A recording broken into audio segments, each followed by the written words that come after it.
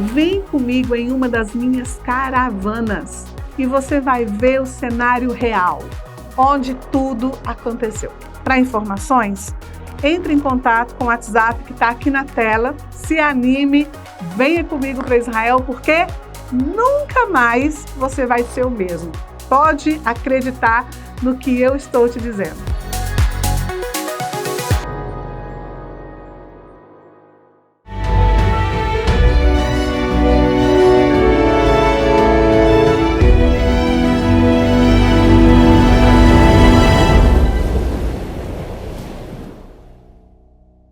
Shalom, shalom, sejam todos bem-vindos aqui no canal da professora Carla Damasceno.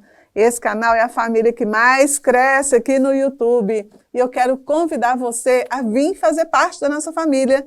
Você sabia que aqui é um lugar para todos aqueles que são apaixonados pela Bíblia, que amam a Deus, que querem conhecer, fatores e curiosidades sobre a língua hebraica, sobre Israel também, sobre a história de Israel e sobre Bíblia, num contexto geral, num panorama bem maior daquele que você já está acostumado até o dia de hoje. Então, faça esse convite para você.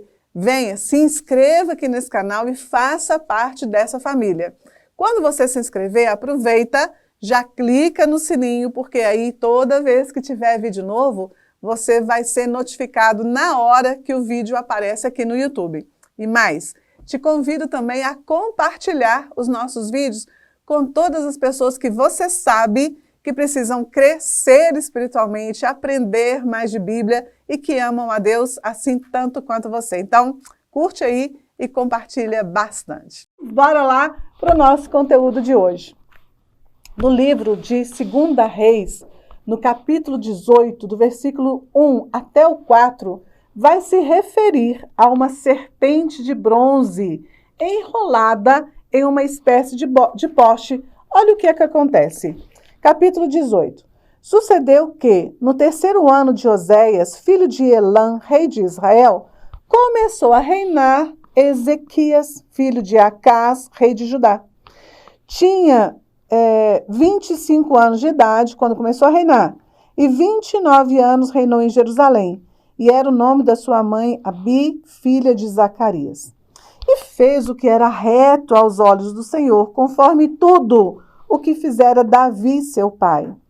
Este tirou os altos e quebrou as estátuas, e deixou abaixo os bosques, e fez em pedaços a serpente de metal que Moisés fizera, porque até aquele dia os filhos de Israel lhe queimavam o incenso e lhe chamavam Neustan.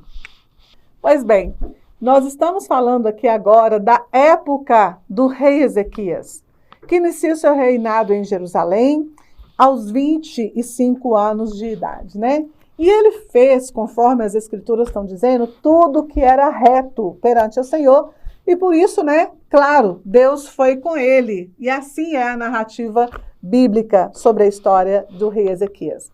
E ele repara as portas do templo, mostrando a sua dedicação ao Senhor, Ele derruba todos os obeliscos. Os obeliscos naquela época eram usados para adoração a outros deuses, Derruba também os bosques que estão se referindo aqui no texto, também eram lugares específicos de adoração a outros deuses, quebra ídolos e tudo mais. E no meio disso tudo, ele destruiu uma serpente de bronze que foi construída por Moisés, lá no deserto. E aí ele destrói por quê? Porque, gente, desde a época de Moisés até agora, o povo se acostumou com essa serpente de bronze e ele passou a adorar essa serpente de bronze, Conforme o texto fala, queimando incensos, isso significa adoração. Agora, quando é que essa serpente vai aparecer, então, na história de Israel? Lá em Números, capítulo 21, do versículo 1 ao 9, que diz o seguinte: Então partiram do monte Hor, pelo caminho do Mar Vermelho, a rodear a terra de Edom. Porém, a alma do povo se angustiou muito nesse caminho. E o povo falou contra Deus e contra Moisés. Por que nos fizeste subir do Egito para que morrêssemos nesse deserto? Pois aqui nem pão, nem água há, e a nossa alma tem fastio desse pão tão vil. Então o Senhor mandou entre o povo serpentes ardentes, que morderam o povo, e morreu muito povo de Israel. Pelo que o povo veio a Moisés e disse: havemos pecado, porquanto temos falado contra o Senhor e contra ti. Ora ao Senhor para que tire de nós essas serpentes. Então Moisés orou pelo povo. E disse o Senhor a Moisés: faz uma serpente de bronze, põe-na sobre uma haste, e será que viverá toda pessoa que for mordida, que olhar para ela. E Moisés fez uma serpente de metal, de bronze, e pô-la sobre uma haste, e era que, mordendo alguma serpente a alguém, essa pessoa olhava para a serpente de bronze e a pessoa ficava viva. Muita coisa boa para a gente aqui hoje. E aqui Moisés é instruído por Deus para fazer uma serpente de bronze. Em alguns textos ela é colocada como cobre, né? Talvez na sua Bíblia está como bronze, talvez está como cobre. Se tiver bronze não está errada não, porque o bronze ele é uma liga metálica feita de aproximadamente 70% de cobre e 30% de estanho. Mas no meu texto aqui, né, no texto original, o elemento utilizado é cobre, chamado, preste atenção, nehoshet. Essa é a palavra hebraica para cobre, ok? E o bronze ele é feito de 70% cobre. Essa serpente ela foi dada, então, o nome dela de Nehostam. Nehostam. Daqui a pouco eu já te explico por que o nome dela é esse. Ela tinha o propósito, então, de curar, né, imediatamente as pessoas que eram feridas no meio do povo, que tivessem sido picadas, né, por serpentes. Muitos da nação de Israel estavam morrendo pelo veneno de serpentes. Será que essa história de serpente nos lembra algo muito importante? Vamos voltar atrás, bem mais atrás na história, o que foi que causou de verdade a morte de Adão e Eva? Será que não foi, né, o veneno de uma serpente? O veneno falado, né, veneno das palavras de uma serpente? Por causa de quê? Por causa da desobediência de Adão e Eva em não atentar para a palavra de Deus. Agora você está pronto para entender uma coisa terrível narrada no texto. O motivo pelo qual Deus determinou que Moisés levantasse a serpente no deserto. Nota aqui uma coisa. Primeiro, o povo, a narrativa da história vem falando que o povo estava sendo ameaçado pelo rei de Arad, que eram os habitantes lá do Negev, ao sul de Israel. Segundo, o exército de Arad foi contra Israel e fez prisioneiros dentre eles. Terceiro, o povo de Israel faz um voto a Deus, pedindo ajuda contra o exército e o povo de Arad. Quarto, Deus ouve a voz do povo, atende a sua petição, entrega o exército inimigo nas mãos deles. E quinto, pouco tempo depois, passou pouco tempo, o povo se impacienta, fica nervoso de novo. E aí faz uma declaração pavorosa, aqui no versículo 5 do capítulo 22. Olha o que eles falam no versículo 5.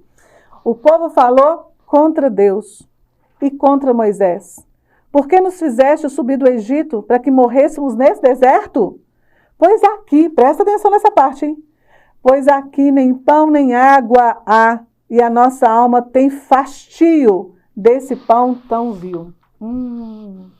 Isso foi o suficiente para que Deus mandasse serpentes, víboras, venenosas, para morderem o povo e matar muitos deles. O povo reclamou do pão e da água. Eles falam, a nossa alma tem fastio, repulsa, diante desse miserável pão. Gente, vamos voltar, agora vamos para frente na história. A Bíblia é assim, a gente vai para trás, a gente pega o meio, depois a gente vai para frente. Qual é a maior referência de pão e água nas Escrituras? Jesus. Jesus, ele era a água viva, ele era o pão da vida. Então, presta bastante atenção no que eu vou dizer aqui agora. E nem se apavore com o que eu vou te dizer. Muitas pessoas, no dia de hoje, elas estão sentindo que o pão e a água que vem de Jesus pode não ser suficiente para elas. Não supre a necessidade delas. E por conta disso, né? Porque não estão atentos ao mover de Deus, estão sendo mortos por deixar o pensamento da serpente entrar na sua mente, da mesma forma que a Eva entrou. A palavra de Deus não foi suficiente. A ordem de Deus não foi suficiente. O Éden não foi suficiente. A vida eterna não foi suficiente. O mover de Deus não foi suficiente. O Deus estar se encontrando com ele todos os dias na viração do dia não foi suficiente. E eles deixaram o veneno da serpente entrar. Assim como agora, nesse texto aqui do livro de Números.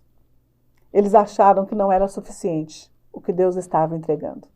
E muitas pessoas hoje, no dia de hoje, podem achar que a água que Jesus representa, que o pão que Jesus representa, pode não ser suficiente. Preste atenção nisso que eu vou dizer para você. Então, o povo se arrepende. Começa a ver que está morrendo.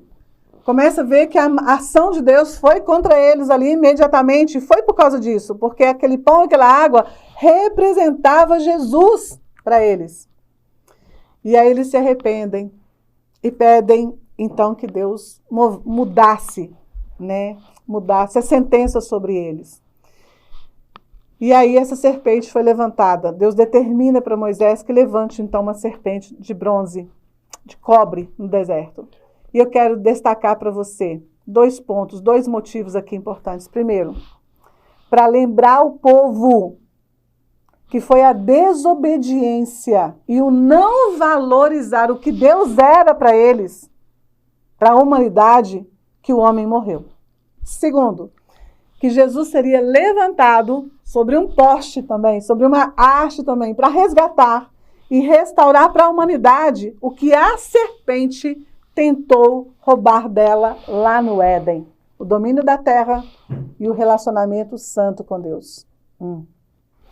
Embora fosse necessário naquele momento, para a cura de todo o povo, né? Porque todos os que olhassem para essa serpente, eles seriam curados. Essa serpente levantada no deserto se tornou, ao longo dos tempos, ao longo dos séculos, em ídolo para a nação de Israel. E aí nós podemos perceber lá em 2 Reis, que nós lemos no início desse vídeo, que só alguns séculos depois desse episódio é que a serpente levantada por Moisés no deserto finalmente foi destruída.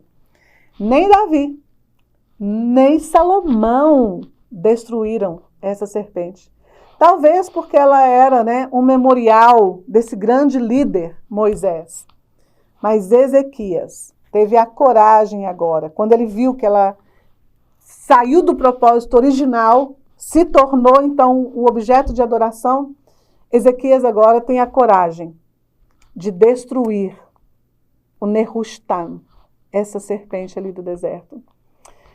E agora eu quero falar com você algo que eu fiquei matutando eu comigo mesmo aqui na minha cabeça. Porque o nome dessa serpente de bronze ou de cobre se tornou Nehushtan. Vamos lá. A palavra hebraica para serpente é Nahash. E é interessantíssimo que a palavra hebraica para cobre é Nehoshet. Vem da mesma raiz de serpente. Entende? Então, se você entender sobre raízes da língua hebraica, você vai entender que a palavra Nehoshet, ela se deriva da palavra serpente, Nahash. E eu fiquei pensando, aí eu fiquei mais curiosa. Puxa vida, o que em português não tem nada a ver, né? Serpente e cobre, não tem nada a ver uma coisa com a outra, mas por que em hebraico essas coisas estão tão conectadas assim, né? Então, aí Deus me mostrou. O cobre, ele era usado nos tempos antigos para produzir espelhos. Não existia espelho de vidro como nós conhecemos hoje. Nos tempos antigos, eles poliam o cobre muito, e colocavam nas paredes para as pessoas verem o seu reflexo. os espelhos eram de cobre. Então, quando você olha através de um espelho de cobre, você consegue ver a sua própria imagem. E a pergunta que fica é: qual é a imagem que você olha quando você se vê no espelho? Você consegue ver a imagem de Cristo? Ou você consegue ver a imagem da serpente do Éden? Comente aqui para mim, porque esse agora é o segundo segredo da história de Moisés, que pode ser aplicado na nossa vida. Essa reflexão sobre quem somos nós. Como nós nos olhamos, como nós nos vemos quando a gente se vê no espelho. Que Deus te abençoe. Espero você no nosso próximo episódio dessa série maravilhosa sobre 4 coisas, 4 segredos de Moisés que podem ser aplicados na nossa vida. E aproveita, se você não é inscrito no canal, já se inscreva agora, tá? Clica no sininho para você receber todas as notificações dos vídeos. E mais, curte o nosso vídeo, porque eu acredito que foi relevante para você, e compartilha com todas as pessoas que você ama. Te vejo no próximo episódio. Shalom, shalom.